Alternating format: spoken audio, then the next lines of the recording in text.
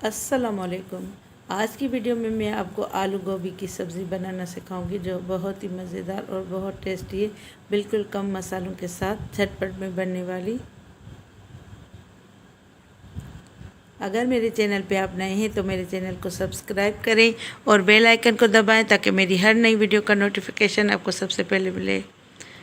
अब सबसे पहले ये मैंने 1 किलो फूल गोभी ली है और 2 आलू दरमियाने साइज़ के, इसको काट लिया है और इसको धो लिया है सब्ज़ी को सारी को।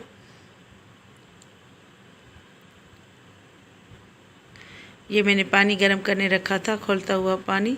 अब ये इसमें थोड़ी ब्लांच कर लेंगे, यानी हल्का बिल्कुल गर्म बॉयल कर लेंगे।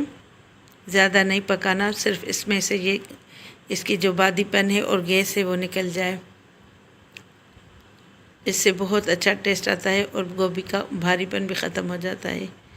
बस इसमें 3-4 मिनट तक इसको बॉयल पानी में इसको मिक्स कर लेना है, उलट पलट लेना है। इसकी आंच जल रही है। अब ये मैं पानी निकाल लूँगी और इसको ड्रेन कर लूँगी छलनी में डाल के, फिर मैं इसका पानी अभी निकालूँगी। आप इस तरीके से बना के देखिएगा, बहुत ही मज़ेदार और बहुत टेस्टी बनती है। थोड़ी देर इसको गरम गरम खोलते हुए पानी में उलट पलट लेना है ताकि ये सारी अच्छी तरह इसका वादीपन निकल जाए।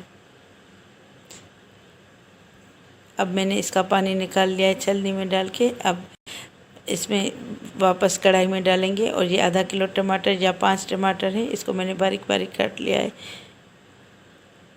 अब इसमें कुकिंग ऑयल डालेंगे 1/4 कप, 1 टीस्पून लाल मिर्च पिसी हुई, आधा टीस्पून हल्दी पाउडर,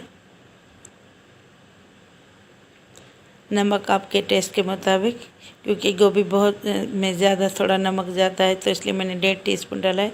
अब ये मैं कश्मीरी लाल मिर्च डालूँगी, इससे बहुत अच्छा कलर आता है। ये 2 टीस्पून डालेंगे। अब इसको 15 मिनट तक बिल्कुल दरमियानी आंच पे पकने देंगे। ये देखिए मैंने इसको पकने के लिए रखा था। अब इसको मिक्स कर लेंगे ताकि टमाटर भी जो गल चुके हैं तो इसमें अच्छी तरह मिक्स हो जाए। कोशिश करें, हर चीज़ भुनी हुई अच्छी नहीं लगती, भुनी हुई सब्ज़ी से ऑयल जज्ब हो जाता है, इसलिए आप इस तरीके से पका के देखें। अब इसको अच्छी तरह मिक्स कर लेंगे और इसको मिक्स करते रहेंगे ताकि इसका जो पानी है, गोभी ने अपना पानी छोड़ा है और टमाटर का भी पानी है वो सूख जाए।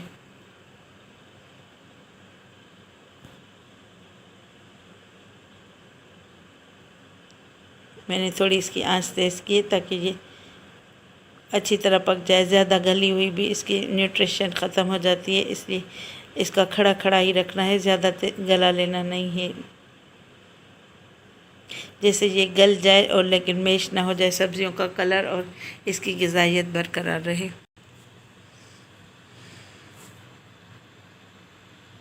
मैं इसका टमाटर को मसलसल मैश करती जा रही हूँ और मिक्स करती जा रही हूँ। अब ये गल तो चुकी है लेकिन इसका थोड़ा पानी है वो हम सुखा लेंगे। अब ये देखिए मैंने 5 मिनट तक इसको दम पे रखा था। अब ये बिल्कुल अच्छी तरह पक चुकी है। अब इसमें हरा धनिया, हरी मिर्च और अदरक डालेंगे।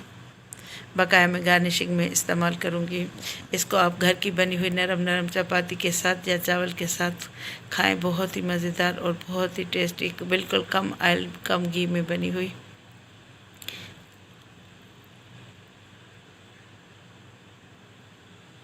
मैंने इसको डिश आउट कर लिया है। जो मैंने हरा धनिया, हरी मिर्च और अदरक बचा के रखी थी, थोड़ा इससे गार्निशिंग करेंगे।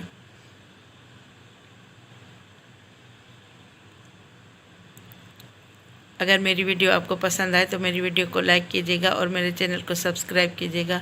अब इंशाल्लाह ताला नेक्स्ट रेसिपी के साथ हाज़िर होंगी। तब तक के लिए अल्लाह हाफ़िज़।